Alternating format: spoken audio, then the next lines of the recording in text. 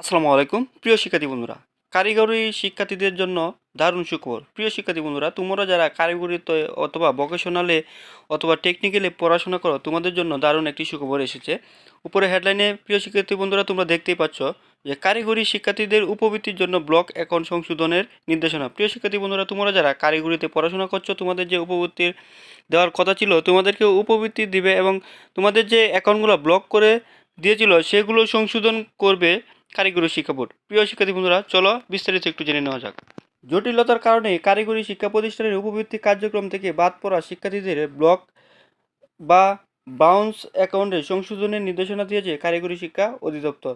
অধিদপ্তরের নির্দেশনা অনুযায়ী আগামী 7ই অক্টোবর মধ্যে জটিলতা পড়া 13,471টি অ্যাকাউন্ট সংশোধন করতে হবে এবং প্রতিষ্ঠানের প্রদানের এ কার্যক্রম পর্যবেক্ষণ করার জন্য বলা হয়েছে। প্রিয় শিক্ষার্থী বন্ধুরা, তোমাদেরকে উপবৃত্তি দেওয়া হবে তোমরা যারা কারিগরিতে পড়াশোনা করো। আগামী 7ই অক্টোবর থেকে সেই কার্যক্রম শুরু হবে এবং 13,471টি অ্যাকাউন্ট এরকম ব্লক অ্যাকাউন্টে হয়ে গেছে, তাদের একই সমস্যা। প্রিয় শিক্ষার্থী বন্ধুরা, তোমাদেরকে সেই কার্যক্রম সংশোধন করে তোমাদেরকে উপবৃত্তি দিয়ে দিবে। প্রিয় শিক্ষার্থী বন্ধুরা, সকল প্রকার শিক্ষা রিলেটেড ভিডিও পেতে সবার আগে চ্যানেলটি সাবস্ক্রাইব করে রাখো।